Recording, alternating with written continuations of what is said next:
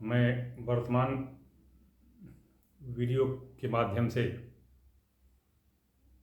इस संसार के प्रत्येक लोगों को सावधान करना चाहता हूँ। वैसे तो पूरी दुनिया में ये वीडियो देखा जाता है, क्योंकि ये मेरे जो यूट्यूब का जो स्टूडियो का जो गणना चक्र है वो बताता है।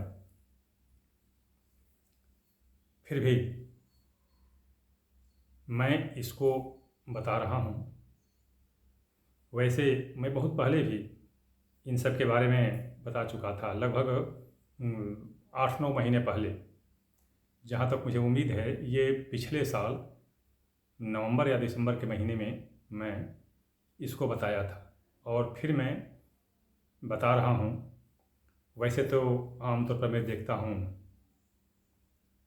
वीडियो आजकल वही पसंद किए जा रहे हैं, लाइक किए जा रहे हैं, जिसमें मनोरंजन, अश्लीलता इत्यादि ज़्यादा हो, या ज़्यादा चकाचौंध हो, तड़क भड़क हो, और सेंसेशन, जिसे अंग्रेजी में कहते हैं सेंसेशन, जो ज़्यादा रहस्यमय गुप्त तरीके से और थोड़ा उत्सुकता दिखाने वाला भाव हो, वो वीडियो ज़्यादा देखा जाता है। तो कोई बात नहीं है, विधि का विधान, नियमन, जो लोग जिस वीडियो को पसंद करें, कोई बात नहीं है। विधाता ने जो जिसके प्रति लिख रखा होगा, वो वैसा भोगेगा, अच्छा और बुरा दोनों। ललाट पट्टे लिखिता विधात्रा कहा भी गया है। तो चलिए ठीक है, फिर भी मैं बता दूं। और यदि इसका हम लोगों ने निदान नहीं किया, सबको मैं बता रहा हूँ, अगर निदान नहीं किया तो इसका परिणाम बहुत ही बुरा होगा। और वही हाल होगी कि जब तक बीज अंकुरित होकर के जड़ नहीं जमाता है ज़मीन में, मिट्टी में, तब तक तो उसको हम उखाड़ सकते हैं, नष्ट कर सकते हैं। लेकिन जब वह पौधा वृक्ष बन जाएगा और उसकी जड़ें गहराई तक चली जाएंगी, तो वह बहुत मुश्किल हो जाता है। इसलिए मैं यह पुनः सचेत कर देना चाहता हूँ। वैसे तो जो लोग भुगत रहे हैं बेचारे, माता रानी उनका कल्याण करें, उनके दुख को दूर करें। खैर, वीडियो को लंबा ना करते हुए मैं मुख्य विषय पर आता हूँ। मैं प्रत्येक वीडियो में बता चुका हूँ कि वर्तमान संवत्सर, जो ये वर्ष है, हिंदी वर्ष, उसके राजा मंगल और मंत्री शनि हैं। ये मैं कई बार बता चुका हूँ। पंडित लोग भी बताते हैं, पंचांग पर भी लिखा हुआ आता है। तो इस वर्ष के राजा मंगल और शनि हैं। और जगत का लग्न क्या है? धनु। जगत का लग्न धनु है। अब देखिए, राजा मंगल और मंत्री शनि, और ये देख लीजिए कि इस वर्ष दोनों के दोनों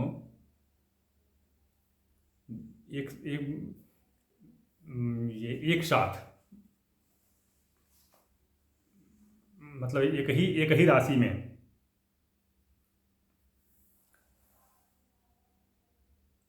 कुंभ राशि में,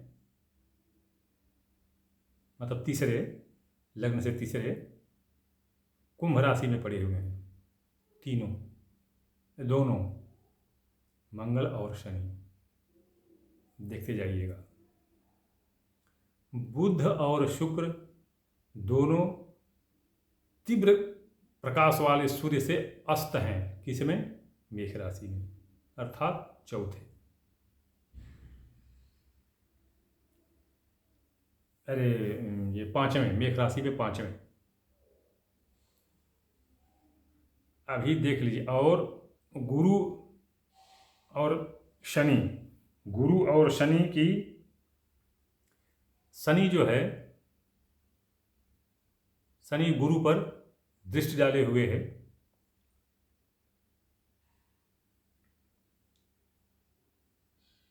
अभी आप ऐसी स्थिति में देखिए कि शनि गुरु को देख रहा है,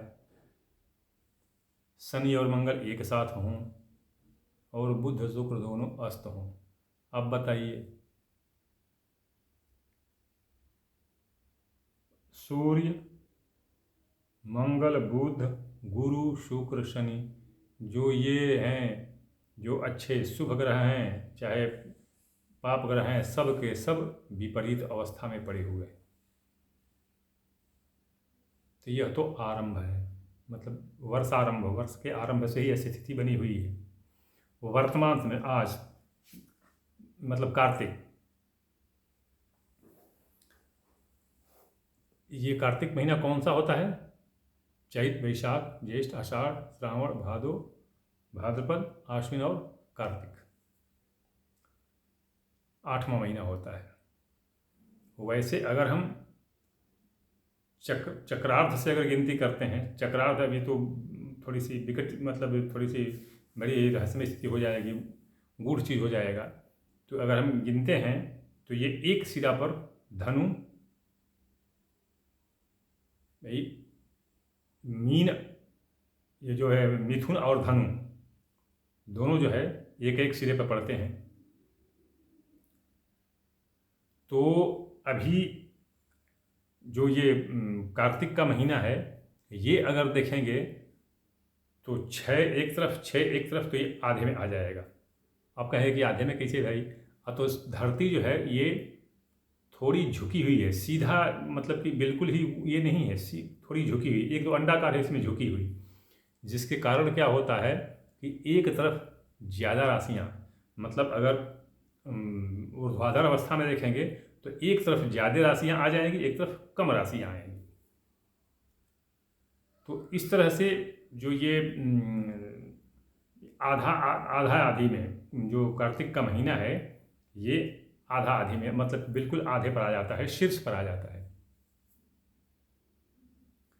तो अब कार्तिक महीना हमारे लिए एक बड़ा ही, वैसे ही बता दूं मैं आपको कि आदिकाल में संवत्सर जब शुरू हुआ, गुरु वर्ष जिसको कहते हैं, बृहस्पति वर्ष, तो कार्तिक ही माना जाता है। तो अभी ये देखिए कि ये कार्तिक का महीना का शुक्ल पक्ष जो शुरू हो चुका है दीपावली के बाद से, तो कार्तिक महीने के शुक्ल पक्ष की शुरुआत क्या है? शुक्र गुरु के घर में, गुरु शुक्र के घर में, शुरुआत में ही।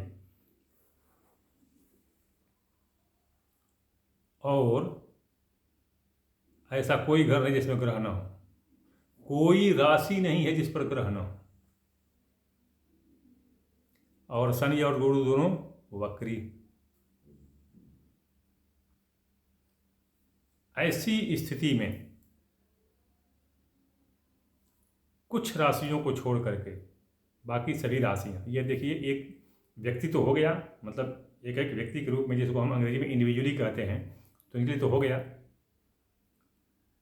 संसार में भी राशियां, राशि मतलब एक एक खंड, भूखंड, ये समस्त भूखंड, छोटे छोटे जो खंड, छोटे छोटे जो भूखंड हैं या बड़े बड़े हैं, ये सब विप्लवकारी स्थिति में आए हुए हैं, सब विप्लवकारी स्थिति में आए हुए हैं। धन, जन, स्वास्थ्य, सामाजिक स्थिति, सब कुछ डामाडोल, तहस नहस। अब मैं राशियों के बारे में बता दूं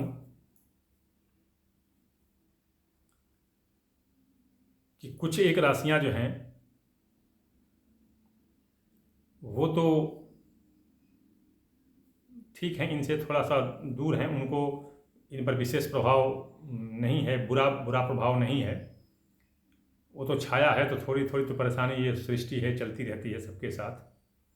एक अंत तक सुखी, मतलब सर्वांग सुखी तो कोई नहीं है सिवाय एक पारब्रह्म परमेश्वर और माता भुवनेश्वरी के अलावा, क्योंकि जब सब तरह से सुखी है व्यक्ति तो वो देवता बन ही जाता है, वही दिव्य है, वही देवता है, बाकी सबके साथ लगा हुआ है। किंतु उसमें भी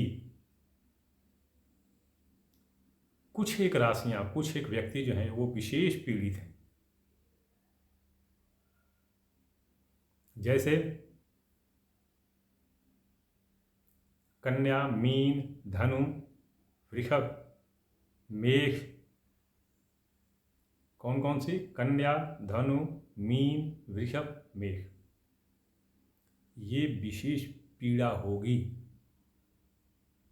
अभी आप कहेंगे कि वृक्ष राशि का तो बड़ा अच्छा है, क्योंकि 10वें शनि 11वें राहु, हाँ ठीक है, आमदनी का स्रोत रहेगा, आएगा, आमदनी होगी।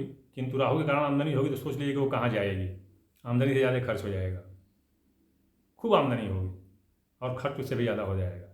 किंतु इसके अलावा जो मानसिक पीड़ा, मानसिक संताप, गृह क्लेश वृषभ राशि वालों को बड़े विचित्र तरीके से भुगतना पड़ेगा। कर्क राशि वाले मानसिक पीड़ा से व्यथित होंगे, पारिवारिक सहयोग उनको नहीं मिलेगा। कौन? कर्क राशि वाले। कन्या राशि वाले गुहा रोग अर्थात जैसे हो जाता है उनको फिस्टुला या पाइल्स या डायबिटीज़, तो ये डायबिटीज़ तो आजकल लगभग सभी हैं, शुगर मरीज, लेकिन ये विशेष तौर पर कन्या राशि वाले भुगतेंगे, इनको विशेष पीड़ा होगी इससे।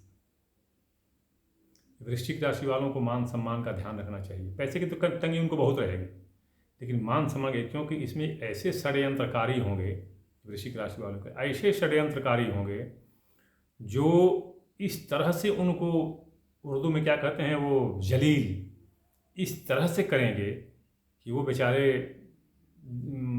मतलब जीवित रहते हुए भी सौ तरीके से मृत्युतुल्य कष्ट होगा उनको।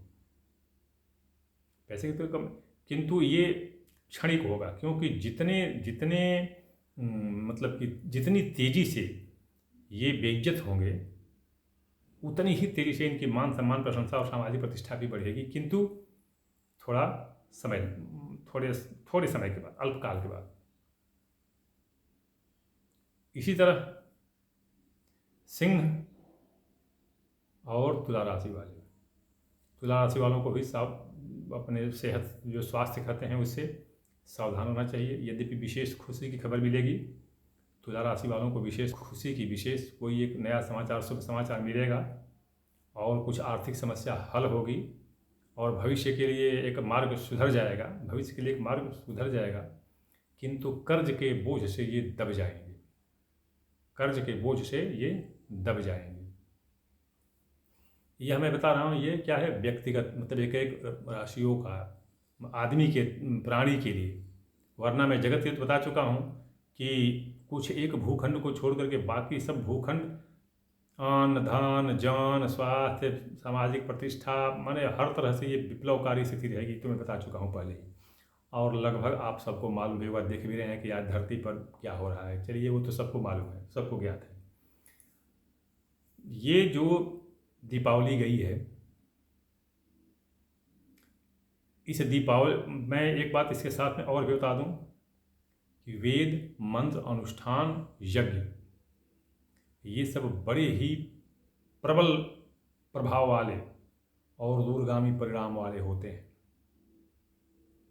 क्योंकि ये तप और यज्ञ का प्रभाव इतना बड़ा है कि विष्णु भी इसी के बल पर संसार का पालन करते हैं, भगवान शिव भी इसी तप और यज्ञ के बल पर संहार करते हैं, और ब्रह्मा भी इसी तप और यज्ञ के बल पर सृष्टि करते हैं, इसी तप और यज्ञ के बल पर। किंतु जो वर्तमान समय है, इसमें तप और यज्ञ दोनों असंभव, प्रायः असंभव हो गए हैं, नहीं है। मैं दावे के साथ कहता हूं कि जो आज यज्ञ हो रहे हैं वो अशुद्ध हो रहे हैं, दावे के साथ कहता हूं। भले किसी को बुरा लगे, भला लगे, चाहे कोई टीका टिप्पणी करे, मुझे उसकी कोई चिंता नहीं है, किंतु मैं दावे के साथ कह रहा हूं।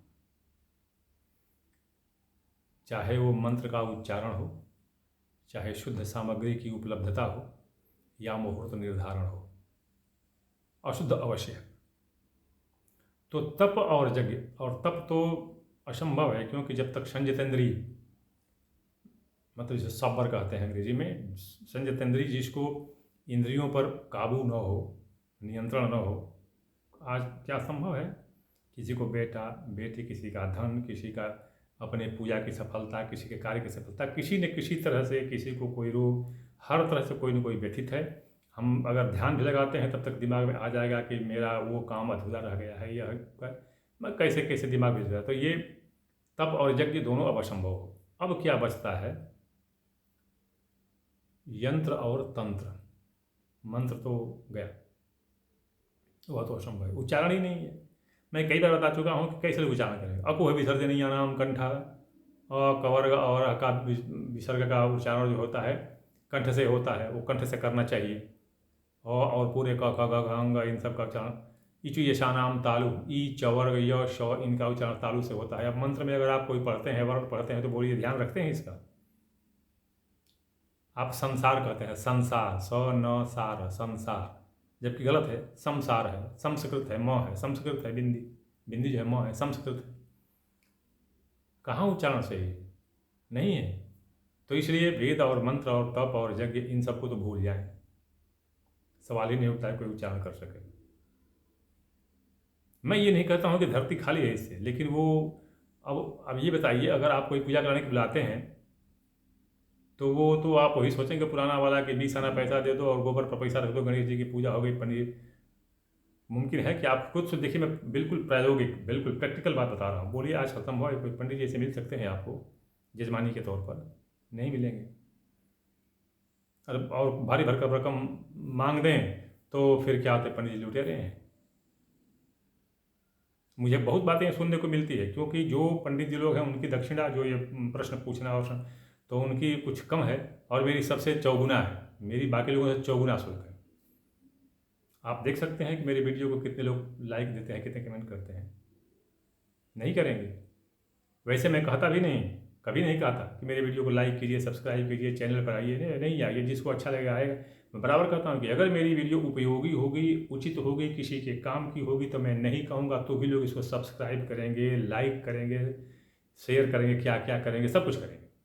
अब ज़बरदस्ती कि नहीं जी आप इसको लाइक कीजिए, ज़बरदस्ती लाइक कीजिए, सब्सक्राइब कीजिए, वो मुझसे नहीं होगा, क्योंकि मैं व्यावसायिक नहीं हूँ। मेरा ये व्यवसाय नहीं है। मैं फौजी ठहरा, वर्तमान में किसान हूँ, खेती बाड़ी करता हूँ, बिल्कुल आश्वस्त हूँ मैं। भारत सरकार की तरफ से मुझे बहुत अच्छी खासी रकम पेंशन के रूप में मिल जाती है, तो कोई दिक्कत नहीं। खैर ये सब कहने से कोई फ़ायदा नहीं है। मैं वर्तमान इस पर आता हूँ कि यंत्र और तंत्र, तंत्र की स्थिति के बारे में लोगों को भ्रम हो जाता है, यंत्र और तंत्र के बारे में भ्रम हो जाता है, और लोग इसको ढकोसला ढपोल संग बताने लगते हैं। सही भी है, क्योंकि लोगों की विश्वसनीयता घट चुकी है, वरना इनका प्रभाव बहुत ही बड़ा प्रभावशाली होता है। अब जैसे देखिए, तांबा है, तांबा, तांबा को यदि बुद्धशिला, उसको अंग्रेजी में कहते हैं ट्रायोबाइनाइट्रेट, ऐसा ही कुछ नाम है, उसको बुद्धशिला कहते हैं। तो अगर उस पर लेप चढ़ाया जाए, तांबे के प्लेट पर लेप चढ़ा करके, और उसको रेशम के कपड़े में लपेट, रेशम के कपड़े में अगर उसको लपेट देते हैं, माने बंद कर देते हैं, ढक देते हैं, और उसको ज़मीन में दबा देते हैं, 27 दिन में, मतलब उस दिन को लेकर के, जिस दिन दबाते हैं उस दिन को लेकर के 27 दिन में वह जो जिसको प्लेट कहते हैं, तांबे का जो पतरा होगा प्लेट, वह आपका चर्म रोग विनाशक होगा, चर्म रोग विनाशक होगा। अब इसका मैं अब अंग्रेजी में और वैज्ञानिक जो है बायोलॉजिकल और ह्यूमन एनाटॉमी पढ़ाने लगूंगा तो मुश्किल हो जाएगा। ये चर्म रोग विनाशक होगा, और इसी से यह दवा बनती भी है, जो आज की जो एलोपैथिक दवा है इसी आधार पर बनती है। ठीक उसी तरह से यदि आप लेते हैं एक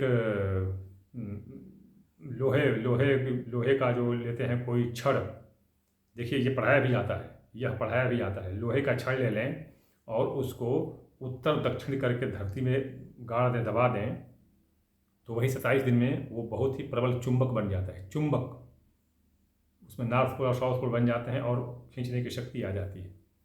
अब यह बताने के पीछे मेरा उद्देश्य क्या है, मैं बताऊँ आपको। ये जो आज लेके चलते हैं मोबाइल फ़ोन, जिसमें सिम डालते हैं, सिम चिप डालते हैं, वह किस आधार पर काम करता है?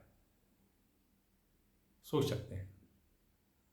आज से लगभग 9-10 हजार वर्ष पहले महाराजा शिलानिधि के दरबार में जब नारद जी पहुँचे थे और विष्णु भगवान ने उनको बानर का रूप दे दिया था, पढ़िए रामचरितमानस में शिलानिधि आख्यान पढ़िए, तो भगवान शंकर ने उनको सोचा था कि विष्णु भगवान ने नारद जी को धोखा दिया है और छल से उनका मुंह बंदर का बना दिया है और राजकुमारी की शादी नहीं हो पाएगी।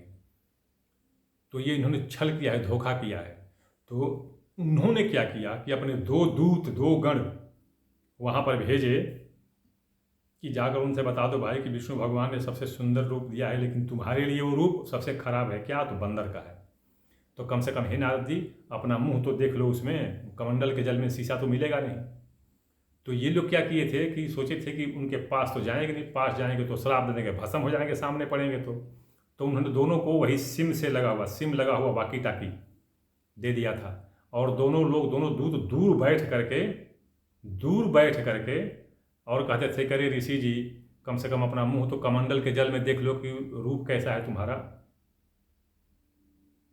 तो आखिरकार जब वो लड़की थी कन्या राजकुमारी, वो किसी और को शादी करके चली गई, तो तब इनके दिमाग में आया कि भाई 2 लोग थे, वो बार बार हमको कहते थे कि मुंह देख लो, रुको मुंह देखता हूँ। और उन्होंने कमंडल में मुंह देखा तो बंदर का मुंह दिखाई दिया। फिर वो क्रोधित होकर विष्णु भगवान के पास पहुँचे। कथा लंबी हो जाएगी, रामचरितमानस में है, इसको पढ़ सकते हैं आप। मेरे कहने का तात्पर्य ये है कि इस सिम को आज से 9-10 हजार वर्ष पहले इसका आविष्कार हो चुका था और उसके आधार पर आज सिम चल रहा है। टेलीविज़न आप देखिए, गीता का पहला श्लोक, धर्म क्षेत्रे कुरुक्षेत्रे समवेता जुजुत्सव मामकाः पांडवाश्चैव किम अकुर्वत संजय।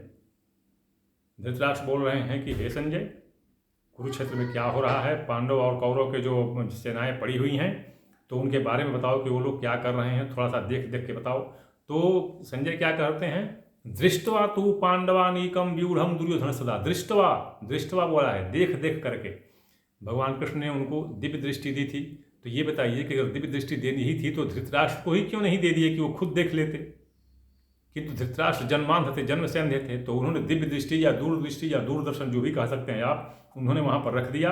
और संजय जो थे वो रनिंग कमेंट्री कर रहे थे देख करके कि अब अर्जुन ने बाण उठाया है, अब भीम ने गदा उठाया है, सेना ऐसे तहस नहस हो रही है, देख करके वो बताते जाते थे। कैमरा लगा था कुरुक्षेत्र में और ये बैठे थे हस्तिनापुर में, टीवी देखते कर बता रहे थे। तो कम से कम 2,500-3 हजार साल पहले ही इसका आविष्कार हो चुका था। ये है यंत्र और तंत्र। लेकिन आज उसको बताने वाले तो चाहिए, उसके बारे में ज्ञान भी तो चाहिए लोगों को बताने के लिए। अब ये छोटे मोटे पंडित जी लोग जिनको इनकी जानकारी नहीं होगी कि हाँ तांबा क्या है, कॉपर सल्फेट तूतिया है, इसको क्या कहते हैं, लोहा को फेरस कहते हैं, उससे बनने वाला क्या है, तो फेरस हाइड्रोक्साइड, मतलब इस तरह से। अगर ये जानकारी वर्तमान समय के अनुसार अगर नहीं होगी पंडित जी को, तो क्या यंत्र बनाएंगे, कैसा यंत्र बना सकते हैं।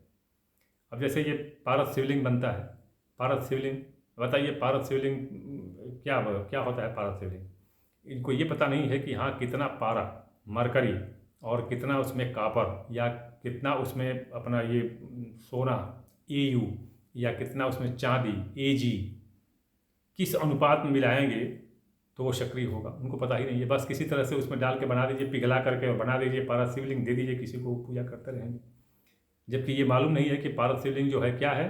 तो पारस शिवलिंग वो बहुत ही विकिरणात्मक यंत्र है, विकिरणात्मक यंत्र, वो रेडियो एक्टिव मैकेनिज्म है, वो उससे रेडियो एक्टिव रेज निकलती हैं और उसके आधार पर वो काम करता है। इसी तरह से श्री यंत्र, पारा का श्री यंत्र वो भी बनता है। उसमें जो उतार चढ़ाव होते हैं और जो एक जो कटान बने होते हैं उनकी संख्या निर्धारित है। मेरू जो बनता है उसकी ऊंचाई निर्धारित है, अनुपातिक। तो कैसे हो करके बना दी तो क्या करेगा, क्या प्रभाव होगा उसका, प्रभाव क्या दुष्प्रभाव होगा। अब उसमें ये देखिए, पारा 2250 रुपये का 1 ग्राम, शुद्ध नहीं। देखिए मैं बता दूं, शुद्ध और मूल मतलब ओरिजिनल और प्योर, रेक्टिफाइड या प्योरीफाइड नहीं, क्योंकि प्योरीफाइड रेक्टिफाइड करने में जो उसका जो हमारा जो खगोलीय या जो ज्योतिषी जो उसमें से तत्व है निकल जाते हैं, उसमें से केमिकल डाल कर रेक्टिफाइड करते ही या उसको तराशने में ही, छीलने काटने में ही उसकी जो मौलिकता खत्म हो जाती है। तो मैं शुद्ध की बात नहीं बोल रहा हूँ, मूल की, ओरिजिनल की बात बोल रहा हूँ। तो ये दो तरह के तत्व हो गए हैं। अब समझो आप लेके आएंगे शुद्ध पारा, तो शुद्ध पारा कुछ अलग हो जाएगा। शुद्ध मतलब शोधित, रेक्टिफाइड, प्योरीफाइड अलग हो जाएगा। तो इससे क्या प्रभाव पड़ेगा? ऐसे ही ठीक ये अपने जो है ये पत्थर, स्टोन्स जिसको कहते हैं रत्न, बस सबको ये जान क्या है, सूर्य खराब है तो हमारी पहन लो। अरे पता तो कर भाई कि उनका ब्लड ग्रुप क्या है, उनके ब्लड ग्रुप का आरओसी क्या है, वो उस आरओसी से जो हमारा जो मान लीजिए मूंगा है, जिसको हम कैल्शियम ट्राइनाइट्रेट कहते हैं, उसके साथ उसका एक्शन रिएक्शन क्या होगा, कितना कंजम्पशन होगा, ये सब जब तक ज्ञात नहीं है तब तक क्या केवल कहने से पहन लेंगे आप, सूर्य खराब है तो मालिक पहन लीजिए। परिणाम क्या होता है आज कि जो सब लोग पहनते हैं, कोई प्रभाव नहीं होता है। उसके अलावा भी वो मूंगा शुद्ध मिलेगा अच्छा मूल रूप में, तब तो कोई प्रभाव ही नहीं होता है। फिर उठा के रख देते हैं, बोले कि पंडित जी बोले थे मैंने मूंगा पहन लिया, कुछ नहीं हुआ। मैं बताता हूँ कि वर्तमान समय में ये यंत्र ही काम वाले होंगे, और कोई भी पूजा पाठ एकमात्र ये यंत्र ही हैं जो आपको किसी चीज़ से मुक्ति दे, किसी व्याधि से, रोग से, कष्ट से, विपदा से, कर्ज से, दरिद्रता से मुक्ति दिला सकते हैं। तो ये रत्न और यंत्र ही हैं। बाकी आप करके देख लीजिए, कुछ नहीं होने वाला है, उल्टा हो सकता है उसका दुष्प्रभाव हो। अब वही बता दूं मैं आपको कि उसकी मौलिकता ओरिजिनल है या नहीं, इस पर निर्भर है। तो जो वर्तमान समय का जब मैं वीडियो बनाते वक्त जो मैं देख रहा हूँ, वीडियो बनाते समय उसको देखते हुए बता रहा हूँ कि प्रत्येक राशि वाले, दो एक राशि, दो तीन चार राशि वाले हैं, जैसे अछूता हैं, ये मकर धनु, मकर कुंभ वाले थोड़ा सा अछूता हैं, लेकिन बाकी प्रत्येक मकर कुंभ भी अछूता नहीं है, ये मैं सीधा बता दूं, क्योंकि ये भी पीड़ित हैं, किंतु ये उतना पीड़ित नहीं है, क्योंकि शनि महाराज जो हैं वो खुद के घर में है, तो उससे नहीं है। राहु थोड़ा सा है, तो चलिए वो तो चलता है, किंतु प्रत्येक राशि वाले पीड़ित हैं। और प्रत्येक राशि वालों को वर्तमान समय, जो समय चल रहा है, स्थिति चल रही है, मेरी यह सम्मति होगी कि अगर उनके पास सामर्थ्य है, आर्थिक क्षमता है, सुदृढ़ धन मतलब आर्थिक रूप से सक्षम हैं, तो वो मूल रत्नों को पहचान करके आनुपातिक तौर पर उसको धारण करें। अगर अपना बचाव चाहते हैं, लाभ चाहते हैं, सफलता चाहते हैं, तब जो ये कार्तिक शुक्ल को मैं देख रहा हूँ ग्रहों की स्थिति कि इसमें प्रत्येक घर में ग्रह हो गए हैं। ये होता है कि दो ग्रह एक साथ तो कुछ जो है राशियां बिल्कुल अच्छी तरह से हो जाती हैं, किंतु ऐसा नहीं है। तो इसलिए आप रत्नों को धारण कीजिए, यंत्र बनवाइए और मुक्ति पाइए। मैं बहुत ही आज मैं पूजा एक समाप्त किया मैं, तो समाप्त करने के बाद मैं इसको देखा पंचांग की स्थिति को, तो मुझे वीडियो बनाने की बड़ी ही मतलब कि ये प्रेरणा मिली, और फिर मैं ये वीडियो लेकर प्रस्तुत हो गया। चलते चलाते अंत में बता दूं कि कृपया जो मैं व्हाट्सएप नंबर अपना देता हूं 9889649352, तो इस पर आप अपनी समस्या लिखें। आप अगर विद्वान हैं हमसे ज़्यादा, बहुत बड़े प्रकांड पंडित हैं, तो माता रानी करें कि आपकी विद्वता रोज बढ़े, आप और ज़्यादा बड़े विद्वान हो जाएं, किंतु मुझसे विद्वता मत दिखाइए, क्योंकि मैं आचार्य नहीं, गुरु जी नहीं, पंडित जी नहीं, शास्त्री जी नहीं, कुछ नहीं। मैं मेरे साथ तर्क वितर्क शास्त्रार्थ करने से कोई लाभ नहीं, मैं शास्त्री वगैरह नहीं, मैं शास्त्रार्थ नहीं करता। अगर आपको मेरी बात बुरी लगे, झूठी लगे, मत देखिए, कोई बात नहीं है, किंतु अपनी विद्वता मुझे मत दिखाइए। ये मैं व्हाट्सएप नंबर देता हूँ, केवल आप उस पर अपनी समस्या लिख सकते हैं, और समय मिला तो मैं उसका उत्तर दूंगा, क्योंकि कई लोग संदेश देते हैं तो क्रम में लग जाता है, जो पहले आता है उसका नंबर देता जाता हूँ। और अंत में चलते चलाते, जैसा कि मैं पहले भी बता चुका हूँ कि मेरा शुल्क बाकी पंडित जी लोगों से बहुत ज़्यादा है, इसलिए शुल्क देने में यदि सक्षम हैं तब तो संपर्क करें, अन्यथा मत करें। मैं जब तक अपनी सैन्य सेवा में था तब तक मैं निःशुल्क सेवा करता था, अभी मैं निःशुल्क सेवा नहीं करता हूँ। मैं ये पंचांग में आज देखा स्थिति, तो मैं इसको वीडियो बना दिया। अगले वीडियो की प्रतीक्षा कीजिए, किसी नए प्रसंग के साथ में उपस्थित होऊंगा।